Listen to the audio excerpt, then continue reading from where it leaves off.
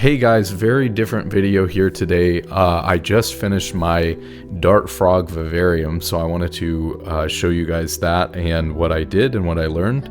Originally, we started with this 75-gallon aquarium tank that I had been able to pick up secondhand. And to make a background, I took bark from the backyard and I baked it to disinfect it, and then I used spray foam to attach it to the back of the aquarium, which is now a terrarium. And I wanted initially, which is a rookie mistake, this is my first ever vivarium build, I wanted to have a water feature, which is both something that you shouldn't necessarily have with dart frogs because they don't need water. They come out of the water and live in the jungle, and so they're happy with much more vertical space and trees and plants, and they don't need to have water. But it was an interesting thing, and I tried to do it, and I followed some videos, but it did not work very well, and so I ended up scrapping the whole thing. And this is why it's really important when you're doing something like this to take your time when you're putting it together and see how it's working. And if it's not working, you just scrap what you're doing and you readjust, rather than forcing things or trying to do things really quickly. So what I tried doing to create like a waterproof barrier so that I could section off a portion of the tank as a pond was using spray foam and then covering it with silicone. I don't know if it's because of the background that I put on it or what, because I've seen other people do this, or if those videos are just, showing you what it looks like temporarily. But I had a lot of problems initially setting this up with the spray foam and the silicone because unfortunately the water would leak through it anyways. It would find a way through. And so that's very unfortunate.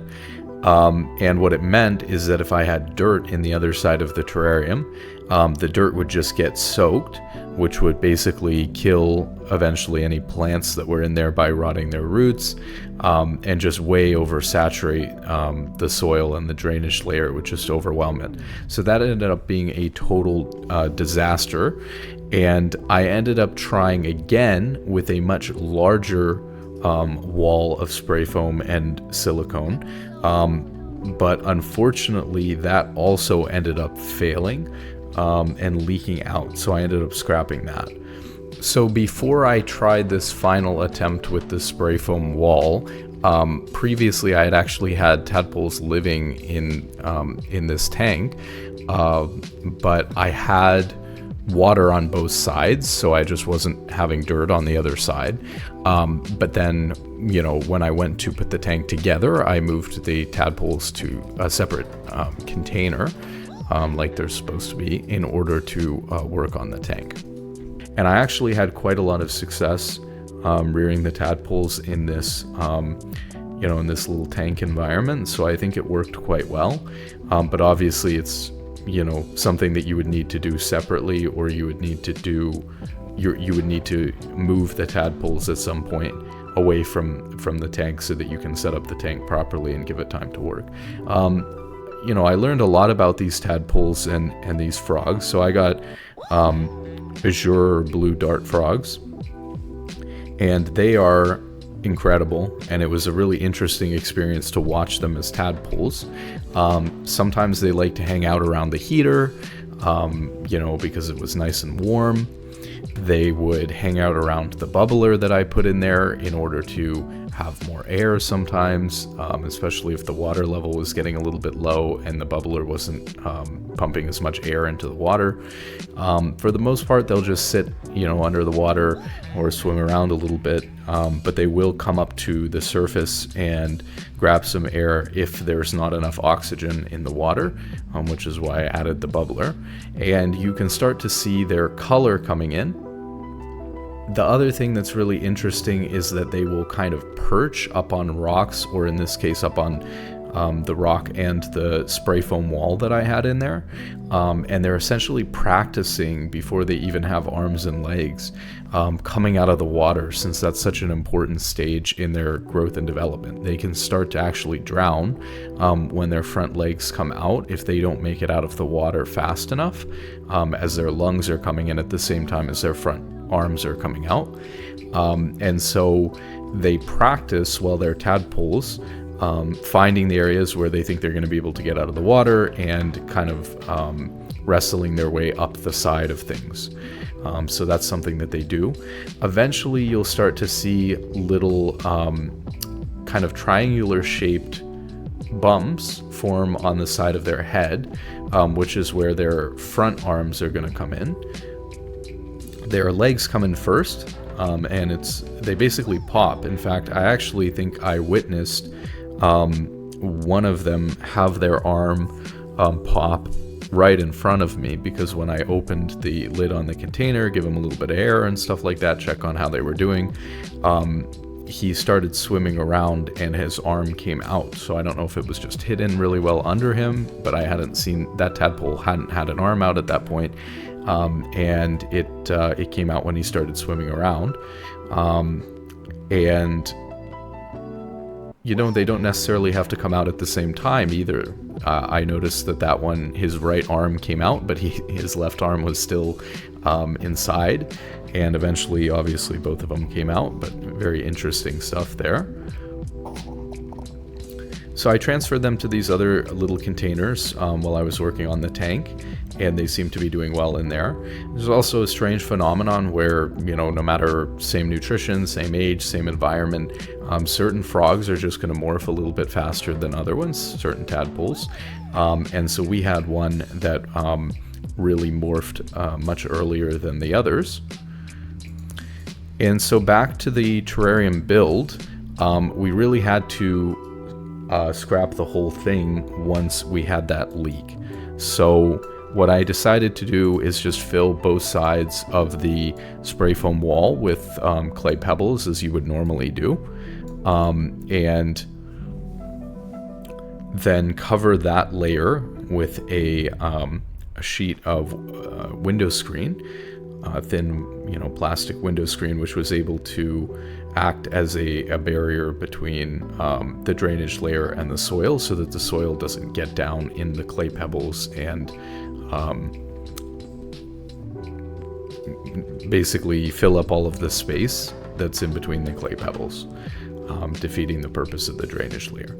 So you have that substrate barrier, you have, I used organic soil as a substrate, and then I just threw in a couple of plants here. I used true bromeliads. I keep calling them bromeliads. They're called bromeliads. And neon pothos, which is just pothos, but kind of like a neon green color here. This neon pothos was in the tank earlier. I actually ran this tank, many different variations of it, for a long time, you know, which allowed me to learn a lot. And I ended up settling on a much, you know, simpler version of the build. You know, obviously that didn't include a water feature or anything fancy or crazy like that, but I think it turned out really well. So I included this plant, which had survived. It was one of the few plants that had survived. We've been through a few plants trying to make sure that this worked well, but this seems to be a good setup and pretty straightforward. So since this setup worked, what I ended up doing was going into the backyard and just collecting some leaves. You know, a lot of people use dead leaves off the ground and stuff like that, and you know, either way is fine. I used some live leaves that I had just, you know, I was trimming some brush back, and so I had a bunch of leaves I could take off of those branches I had cut off anyways that were overgrown, and picked up some off the ground for some variation. Had these nice big leaves on one of the plants, I'm not sure what it's called, that we have out there, and we were basically just able to boil those, and then once they were boiled and sterilized, we were able to throw them in here. And I was pretty particular about how I laid them in here, making sure that all the dirt was covered, and then with the rest of them that I had, the extra, I just kind of sprinkled them on top, and I think it turned out really well. I think that my choice to boil the leaves instead of bake them, which kind of turns them brown and turns them crispy, I think was a good choice.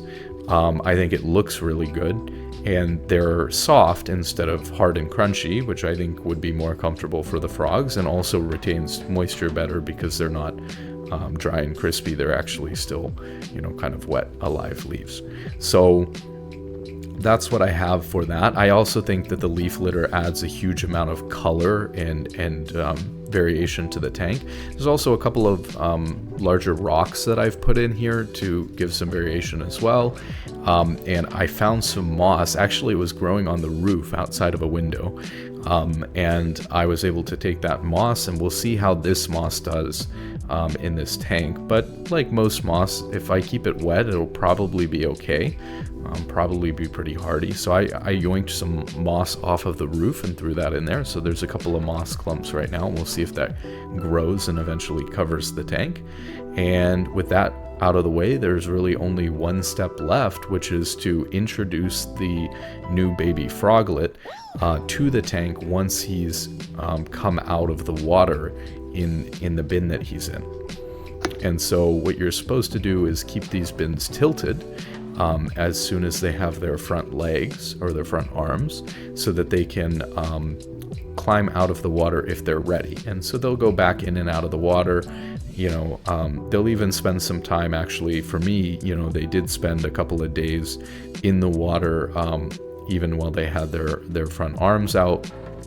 But eventually they will make their way to the dry part of the container, which is up in the air so that the water's not in it.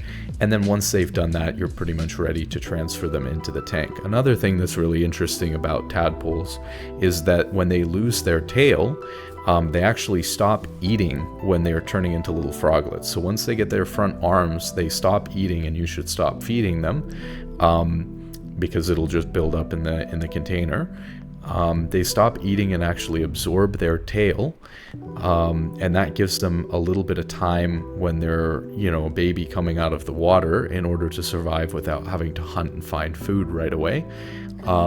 But it's very interesting that you don't have to feed them all of a sudden for, a week or two.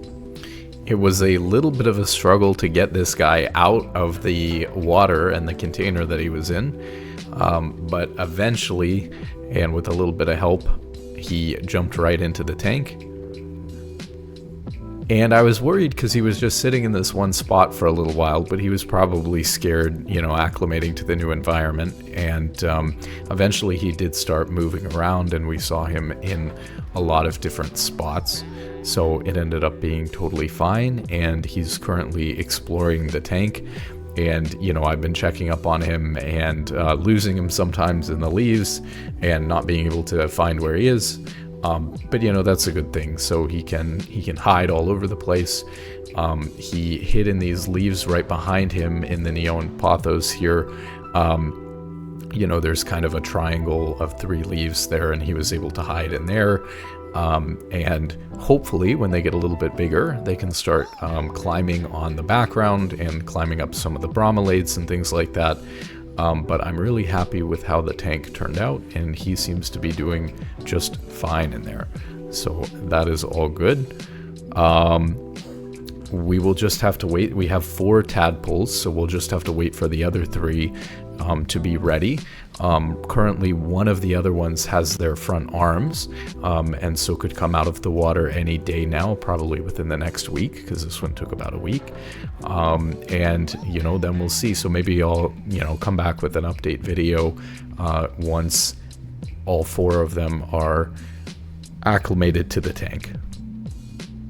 So again, this is a pretty one-off video, though. This channel is supposed to be about League of Legends, but it's turned out really well, and I wanted to share it, and hope you guys found this interesting and enjoyed. And if you're a League player, good luck in solo queue, and have a wonderful day. One last thing, if you're still here, take a look at how small this frog is compared to my finger. It's absolutely amazing.